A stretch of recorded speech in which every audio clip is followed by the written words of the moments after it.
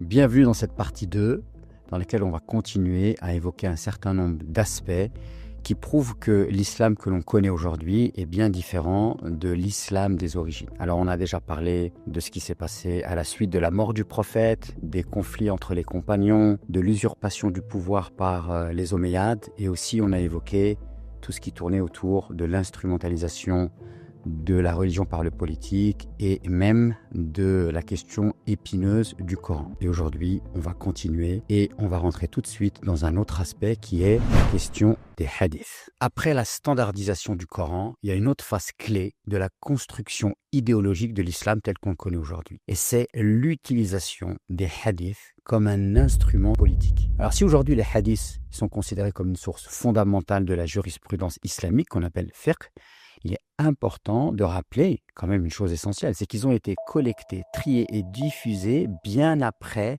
la mort du prophète et qu'un nombre considérable d'entre eux ont été fabriqués pour servir des intérêts politiques. Alors vous avez par exemple l'historien Harald Motzki, spécialiste de la critique historique des hadiths, qui écrit dans The Origin of Islamic Jurisprudence, la fabrication des hadiths a été un phénomène massif, motivé par des besoins théologiques, juridiques et surtout politiques. Avec l'avènement des dynasties omeyyades et abbassides, le pouvoir politique a compris que les hadiths pouvaient être un outil efficace pour justifier l'autorité des califes et condamner leurs opposants. Les omeyyades ont encouragé des hadiths insistant sur l'obéissance inconditionnelle aux dirigeants, comme par exemple le célèbre hadith rapporté par Muslim qui dit « Obéissez à votre dirigeant, même s'il vous fouette le dos et vous vole vos biens ». Les Abbassides, par exemple, eux, ont renversé les Omeyyades en se revendiquant comme descendants du prophète et ils ont favorisé des hadiths mettant en avant la primauté de leur lignée. Le théologien et historien Goldziher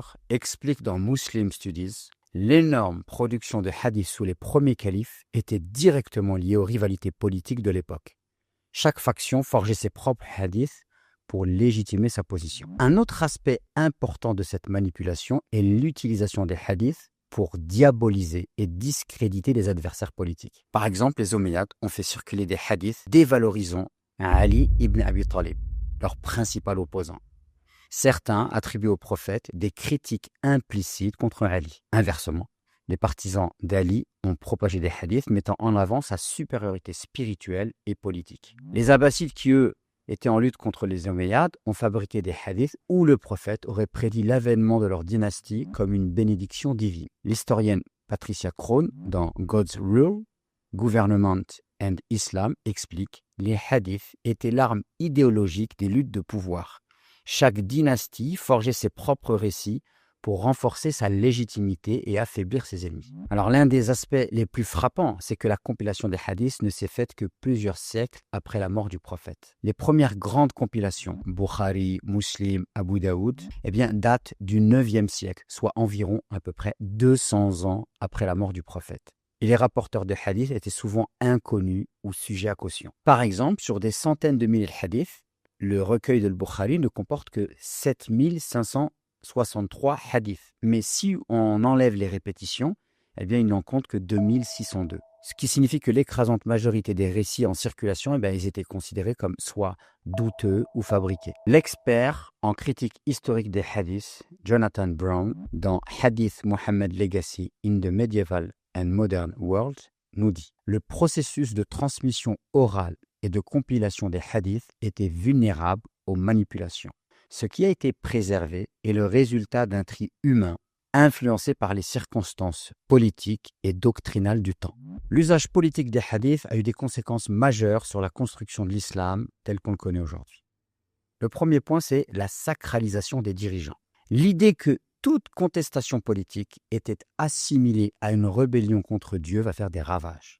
La deuxième des choses, c'est la rigidification du dogme. Il va y avoir l'apparition de concepts comme l'apostasie, ar-rida ou l'excommunication takfir, qui vont être même renforcés par des hadiths. La troisième, c'est l'influence sur le droit musulman. De nombreuses règles du fiqh sont directement tirées de hadiths dont l'authenticité historique est discutable. Le célèbre penseur musulman Fadlur Rahman, dans Islam and Modernity, affirme « L'islam post-prophétique a été façonné par les hadiths bien plus que par le Coran, ce qui a figé la pensée musulmane dans une interprétation juridique et dogmatique.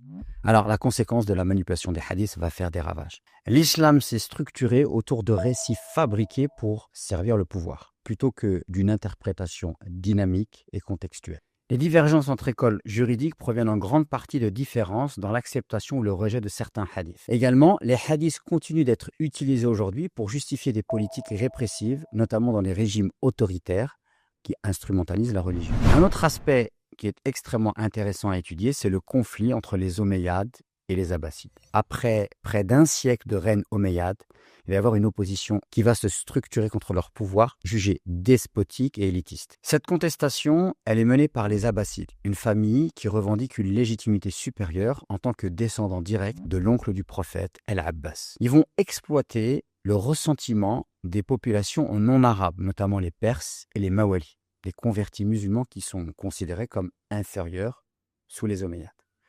Les Abbassides vont organiser un soulèvement qui va aboutir à la chute du califat omeyyade. L'historien Hugh Kennedy, dans The Early Abbasid Caliphate, nous dit « Les Abbassides ont habilement exploité le ressentiment contre la discrimination ethnique imposée par les Omeyyades pour construire une vaste coalition contre eux. Cette contestation va prendre forme en 747 sous l'impulsion d'Abu Muslim, un chef militaire persan qui mène une révolte en Khorasan. C'est une région qui correspond à l'actuel Iran, Afghanistan. Donc rapidement, les Abbassides prennent le contrôle de vastes territoires et en 750, la bataille du Grand Zab marque la fin des Omeyyades.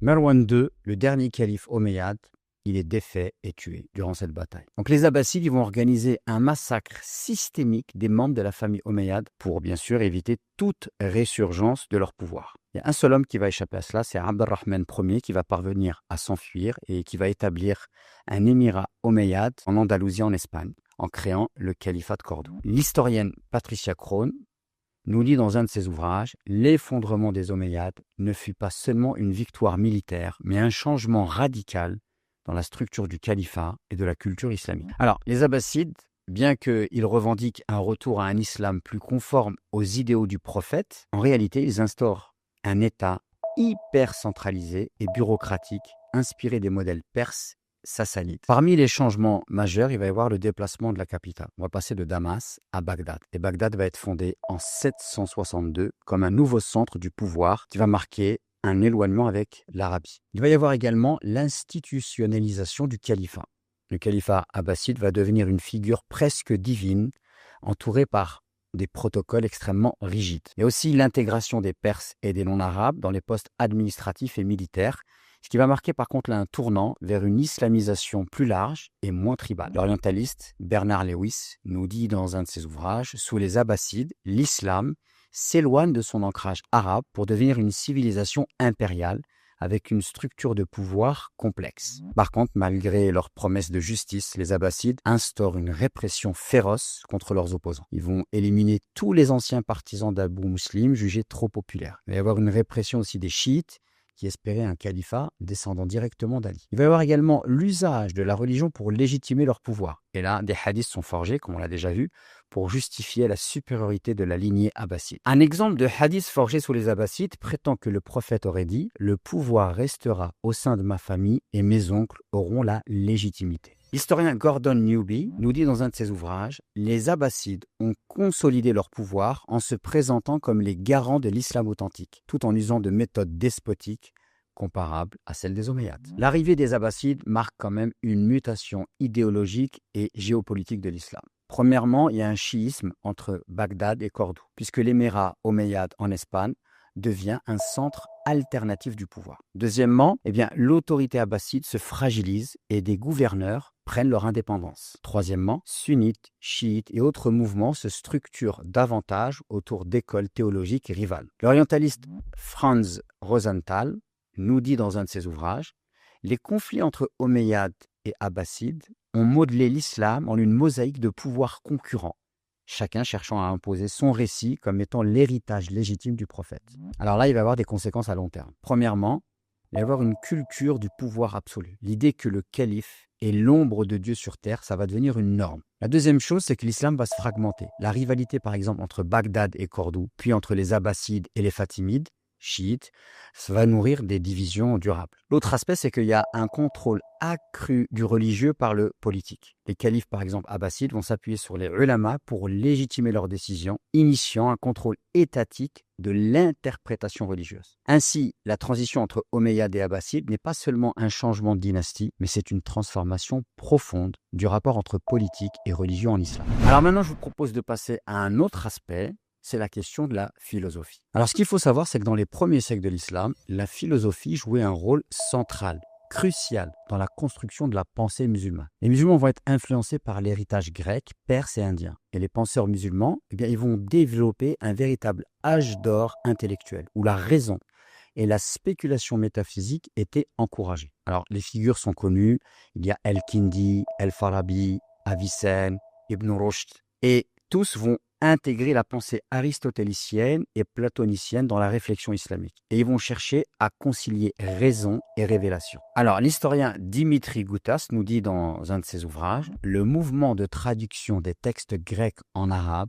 a permis une renaissance intellectuelle unique, donnant naissance à une tradition philosophique et scientifique qui a influencé le monde entier. » Donc l'essor de la pensée philosophique arabe et rationnelle entre le 9e et le 12e siècle, la philosophie islamique va connaître son apogée. Parmi les courants les plus influents dans le domaine, il y a le rationalisme des Mu'tazilites, qui défendait l'idée que la raison humaine pouvait comprendre Dieu et l'univers indépendamment de la tradition religieuse stricte. Il va y avoir l'avicénisme, qui proposait une vision métaphysique du monde fondée sur la distinction entre essence et existence. On va avoir aussi l'avéroïsme, qui affirmait la primauté de la raison sur la foi et influença profondément la pensée médiévale européenne. Mais malgré son essor, la philosophie elle va être progressivement combattue par une frange du pouvoir religieux et politique. Ça va commencer par l'imam al-Ghazali qui va rédiger un ouvrage qui s'intitule « L'incohérence des philosophes ». Et en fait, il va accuser les philosophes d'hérésie, qui va remettre en cause la compatibilité entre raison et révélation. Al-Ghazali affirme « La raison humaine est limitée et ne peut pas atteindre la vérité absolue sans la révélation divine ». Donc ce rejet de la philosophie va s'inscrire dans un contexte bien plus large de rigidification doctrinale, où la théologie et le droit musulman vont prendre le pas sur la libre pensée. L'orientaliste Henri Corbin nous dit dans un de ses ouvrages, la défaite de la philosophie face à la théologie a marqué la fin de la liberté intellectuelle dans le monde islamique. Alors, les conséquences de cela sont énormes. Premièrement, en interdisant ou en marginalisant la philosophie, les élites religieuses vont bloquer l'évolution de la pensée critique. Et on va donc figer la pensée. Le deuxième aspect, c'est que la fermeture des écoles philosophiques conduit à une concentration exclusive sur le droit et la théologie. Et cela va pousser vers un repli dogmatique. Autre point, la disparition progressive de l'approche rationnelle, ça va entraîner un recul dans des domaines comme l'astronomie, la médecine et les mathématiques. Et ce que cela va entraîner, c'est l'affaiblissement de la science et de la recherche scientifique dans la civilisation arabo-musulmane. Alors on peut se poser la question suivante. Pourquoi la philosophie elle a été marginalisée ? Il va y avoir une pression des pouvoirs politiques. Un califat autoritaire ne peut pas tolérer une pensée critique qui va remettre en cause son monopole sur l'interprétation de la vérité. Et bien sûr, il va y avoir aussi une lutte d'influence entre les philosophes et les théologiens, sachant que les philosophes pouvaient aussi être théologiens, mais ils étaient dans la pluridiscipline, alors que les théologiens purs rejetaient les sciences profanes. Donc la montée en puissance des ulama au sens strict va conduire à une sanctuarisation du dogme. Alors aussi, il va y avoir de gros conflits entre l'orthodoxie sunnite et chiite. Et l'idée que la raison puisse primer sur la foi va être perçue comme une menace pour la cohésion religieuse. Vous avez l'historien Georges Makdisi qui nous dit dans un de ses ouvrages « La suppression de la philosophie dans le monde musulman a renforcé la domination des élites théologiques, marquant le début d'une fermeture intellectuelle durable. » Alors que la pensée philosophique était marginalisée dans le monde musulman, l'Europe il va récupérer cet héritage à travers notamment l'avéroïsme latin qui va influencer des penseurs célèbres comme Thomas d'Aquin ou Spinoza. Donc l'Europe médiévale, il va utiliser les travaux des philosophes musulmans pour développer sa propre pensée rationnelle. Et la Renaissance européenne, elle va se nourrir de ces idées, favorisant la science et l'émancipation intellectuelle. Donc on va vraiment assister à une inversion. L'orientaliste Erwin Rosenthal, il va nous dire dans un de ses livres Alors que l'islam se repliait sur lui-même, l'Europe s'ouvrait à la raison et à la science, menant à un basculement historique des centres du savoir. Alors, je ne sais pas si vous vous rendez compte des conséquences dramatiques du délaissement de la philosophie pour les musulmans. Alors, premièrement, ça va être la cause du déclin de la civilisation musulmane. Le désintérêt pour la philosophie et la science, ça va favoriser une perte d'influence du monde musulman. Il va y avoir également un retard dans la modernisation. Contrairement à l'Europe, par exemple, qui va évoluer vers des sociétés plus ouvertes et progressistes, on va passer vers un islam dogmatique et idéologique. Et du coup, la religion va être réduite à une série de règles et d'interdits qui va finalement pousser la religion à perdre sa richesse intellectuelle et spirituelle. Donc le délaissement de la philosophie, ça a été l'un des tournants majeurs dans l'histoire de l'islam, qui va contribuer à son affaiblissement intellectuel et surtout à sa rigidification doctrinale. Alors, le délaissement de la philosophie va engendrer un autre aspect au niveau de la science dans la civilisation arabo-musulmane qui va être destructeur. C'est le fractionnement des savoirs. Alors, dans les premiers siècles de l'islam, la connaissance, elle était envisagée comme un tout cohérent. Les érudits dont on a parlé, comme Ibn Sina, Avicenne, Al-Farabi ou Ibn Rushd, à savoir Averroès, ou encore même Al-Kindi, ils ne faisaient pas de distinction stricte entre les sciences naturelles, la philosophie, la théologie et même le mysticisme. L'objectif était tout simplement de comprendre le monde dans son ensemble en intégrant toutes les formes de savoir. Par exemple, le philosophe Al-Farabi considérait que la philosophie et la religion devaient coexister et que la recherche du vrai passait autant par la raison que par la foi. L'orientaliste Dimitri Gutas nous dit « La pensée islamique des premiers siècles était caractérisée par une intégration des disciplines scientifiques et philosophiques, une approche qui sera progressivement détruite par la fragmentation du savoir. » À partir du XIIe siècle, une transformation radicale s'opère. Les disciplines commencent à être séparées et enfermées dans des cadres rigides. La science va devenir indépendante de la philosophie et les savants musulmans, qui avaient longtemps mêlé science et métaphysique, à cause de la pression des théologiens,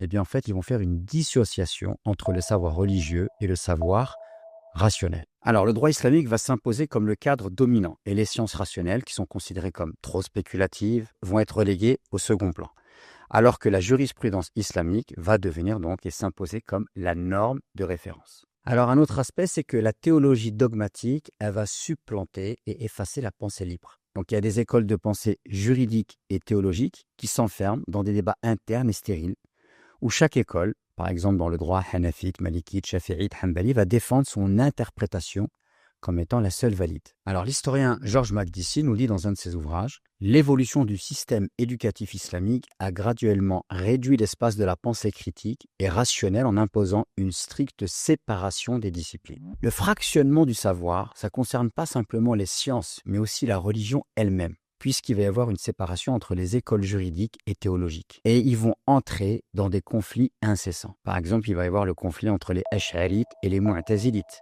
qui vont s'affronter sur la nature de Dieu et du Coran. Là, on est dans les écoles dogmatiques. Mais bien sûr, il va y avoir, ce qui est connu, les différences entre les écoles de jurisprudence. Il va y avoir énormément d'animosité, de haine, de chauvinisme entre les écoles qu'on connaît aujourd'hui, malikites, shafi'ites, hanbalites, hanafites. Il va y avoir aussi les tensions entre les sunnites et les chiites et les kharijites qui vont s'accentuer à cause de divergences doctrinales, mais aussi à cause de conflits politiques masqués, bien sûr, sous des justification théologique. Si vous voulez avoir un exemple frappant de cela, sachez qu'à la Mecque, pendant près de 8 siècles, c'est-à-dire du 10e au 18e, chaque école de jurisprudence priait dans son propre espace, parce qu'ils refusaient de prier derrière un imam d'une autre école. Et ce sectarisme, il a entraîné une rigidification des mentalités et un rejet de toute pensée évolutive. L'orientaliste Goldziher nous dit dans un de ses ouvrages « La diversité initiale de la pensée islamique s'est progressivement transformée en un conflit de chapelle où chaque école s'est enfermée dans son dogmatisme au détriment de la réflexion critique. » Les conséquences de cette fragmentation sont énormes. Premièrement, la fragmentation des savoirs va entraîner un blocage intellectuel. Parce que la spécialisation excessive va empêcher une approche globale des questions, réduisant la pensée islamique à des querelles internes. La deuxième chose, il va y avoir une perte d'innovation et de créativité intellectuelle, puisque l'absence de dialogue entre disciplines a freiné l'évolution des sciences et des idées. Bien sûr, cela va entraîner un sectarisme exacerbé. Et on le sait, à travers l'histoire de la civilisation arabo-musulmane, les tensions qu'il y a eu par exemple entre les soufis et les juristes. Et les divisions entre écoles vont encourager un rejet de l'altérité et une fermeture au débat. Un autre aspect, c'est le repli identitaire. Parce qu'en coupant l'islam de sa tradition philosophique et scientifique, le savoir musulman s'est progressivement refermé sur lui-même. L'historien Mohamed Harkoun nous dit dans un de ses ouvrages, l'évolution du savoir dans l'islam a suivi un processus de compartimentation et d'exclusion, réduisant l'esprit critique au profit d'un enseignement normatif. La question s'impose, pourquoi cette fragmentation a-t-elle eu lieu? Premièrement, il y a la pression politique, parce que les califes et les sultans, ils ont favorisé les sciences utiles à leur pouvoir, jurisprudence, et ils vont marginaliser les sciences critiques. Il va bien sûr y avoir l'influence des conservateurs religieux, donc les ulama, ils vont progressivement verrouiller l'accès aux disciplines rationnelles perçues comme un danger pour la foi. Je rappelle par exemple que le célèbre théologien Mohamed Amin al-Shanqiti, lorsqu'il est parti en Arabie Saoudite, il a voulu enseigner ilmul mantiq, la science de la logique, et on lui a dit que c'était interdit en Arabie Saoudite. Il va y avoir également la domination du fiqh sur la pensée islamique.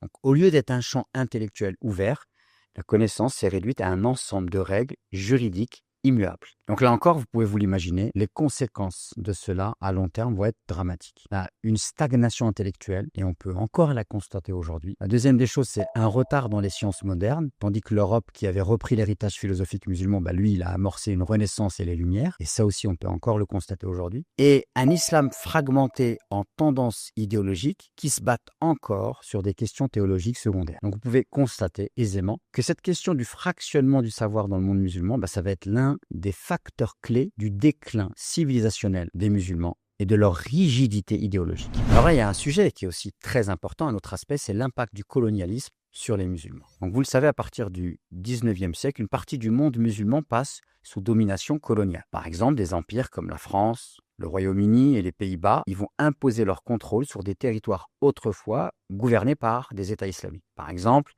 l'Algérie va être colonisée à partir de 1830 jusqu'en 1962. La Tunisie va être également colonisée comme le Maroc. L'Empire ottoman, il va perdre des territoires au profit des Européens qui vont redessiner les frontières du Moyen-Orient après la Première Guerre mondiale. L'Inde musulmane, par exemple, elle va passer sous contrôle britannique. Et vous avez l'historien Albert Hourani qui nous dit dans un de ses ouvrages « Le colonialisme a brisé les structures politiques et économiques du monde musulman, le forçant à s'adapter à une modernité imposée de l'extérieur. » Donc c'est un véritable choc pour les musulmans. Et l'un des effets majeurs de la colonisation a été la démolition des structures éducatives et politiques islamiques. Par exemple, les écoles religieuses, qu'on appelle al-madrasa, vont être marginalisées ou remplacées par un enseignement laïque inspiré des modèles européens. Le droit islamique, sharia, il va être supprimé au profit des codes civils qui vont être importés d'Europe. Les ulama vont perdre leur influence et ils vont être remplacés par des administrateurs coloniaux. Ces transformations impliquées par la colonisation, ils conduisent à une rupture intellectuelle et spirituelle qui va plonger le monde musulman dans une crise identitaire profonde. Et face à cet impérialisme occidental, il va y avoir deux réactions opposées qui vont émerger. La première, c'est l'adaptation et la modernisation. Il va y avoir des penseurs comme Jamal ad-Din al-Afghani et Mohamed Abdou qui vont prôner un renouveau de l'islam capable de se moderniser sans renier ses valeurs. Et il va y avoir le rejet total et le retour au dogme. D'autres, comme les fondateurs des frères musulmans, ils vont adopter une posture plus rigide, voyant dans la modernité occidentale une menace pour l'identité islamique. L'historien Malek Ben Nabi, dans les conditions de la Renaissance, il nous dit: le colonialisme n'a pas seulement asservi les peuples musulmans, il a aussi détruit leur confiance en eux-mêmes, créant une mentalité de soumission. Rappelons que Malek Ben Nabi est celui qui nous a parlé de colonisabilité. Alors là aussi, les conséquences à long terme sont dramatiques. Il va y avoir une véritable fracture identitaire. Les musulmans, ils vont tergiverser entre l'adoption du modèle occidental ou le rejet total. L'autre aspect, c'est que l'islam va être instrumentalisé. Les pouvoirs post-coloniaux utilisent la religion pour asseoir leur légitimité politique. Il va y avoir bien sûr un retard sur le plan économique et éducatif. Et l'héritage colonial va continuer d'influencer les systèmes éducatifs et politiques actuels. Le colonialisme, il a donc redéfini l'islam, le poussant vers une réaction défensive qui perdure encore aujourd'hui. Donc ça, c'est un aspect très important, le colonialisme. Mais il y a un autre aspect aussi qui est un peu lié au colonialisme quand on connaît l'histoire, c'est l'influence du wahhabisme et la radicalisation moderne. Le wahhabisme, c'est un mouvement qui est né au XVIIIe siècle en Arabie avec Mohammed ibn Abd al-Wahhab. Il va gagner en influence après s'être éteint au XXe siècle grâce au soutien de l'Arabie saoudite et bien sûr de ses pétrodollars. Donc l'idéologie wahhabite prône un retour à un islam puriste, rejetant toute interprétation philosophique ou mystique. Les écoles juridiques traditionnelles sont contestées au profit d'une lecture littéraliste du Coran et des hadiths. Par exemple, tout ce qui est le malikisme, le hanafisme, le shafi'isme, le hanbalisme est mis de côté. Et c'est donc une nouvelle école qui apparaît. L'Arabie saoudite, fort de ses pétrodollars, va financer des mosquées et des centres islamiques dans le monde entier pour diffuser cette vision rigide de l'islam. Vous avez le célèbre islamologue Gilles Kepel qui nous dit « Le wahhabisme a imposé une lecture rigoriste de l'islam, écartant des siècles de traditions intellectuelles et spirituelles. » Rappelons aussi que l'Arabie saoudite va faire la promotion de ses savants à travers les chaînes satellitaires et donc ils vont influencer le monde musulman dans sa globalité. Il va y avoir donc la montée du wahhabisme et plusieurs mouvements islamistes radicaux vont émerger suite à cela. Il va y avoir notamment les frères musulmans en Égypte qui vont prôner un islam politique et qui vont avoir une proximité avec le wahhabisme. Ensuite, vous allez avoir Al-Qaïda et Daesh qui va justifier la violence au nom d'une lecture extrémiste du Coran et qui va se réclamer étant les véritables héritiers de la pensée de Mohammed ibn Abd al-Wahhab. Et bien sûr, vous avez des gouvernements autoritaires qui vont utiliser l'islam pour contrôler la population et écraser l'opposition. L'historien Olivier Roy, dans l'échec de l'islam politique, il nous dit « L'islamisme contemporain est moins une continuité du passé qu'une rupture, une réaction aux défis modernes et au vide laissé par l'effondrement des idéologies séculières. » Alors là aussi, les conséquences sont dramatiques. Premièrement, il va y avoir une image de l'islam qui va être déformée par les médias et la montée du terrorisme. Il va y avoir aussi un rejet de l'intellectualisme islamique au profit du littéralisme. Il va y avoir aussi une fragmentation encore plus grande du monde musulman. Alors, comme vous l'avez vu, si vous avez regardé la première partie et aussi cette deuxième partie, l'islam d'aujourd'hui, en réalité, il est le produit de siècles de transformation influencés par la politique, l'idéologie et des dynamiques sociales. Et comprendre ces influences est essentiel pour retrouver une spiritualité éclairée, réfléchie et adaptée à notre époque. La solution pour les musulmans aujourd'hui, ce n'est pas d'imiter l'Occident et ce n'est pas non plus de rejeter toute la culture, notre culture, tout le patrimoine. Non. La solution pour les musulmans d'aujourd'hui, c'est d'être capable de faire deux choses. La première, de mener une relecture critique de notre histoire et de reconstruire une spiritualité éclairée en prenant en compte les défis qui sont les nôtres aujourd'hui. J'espère que cette vidéo vous a été profitable. Sachez que le débat il peut continuer dans les commentaires. Si vous trouvez cette vidéo profitable, n'hésitez pas à la partager, à la liker et à vous abonner à cette chaîne.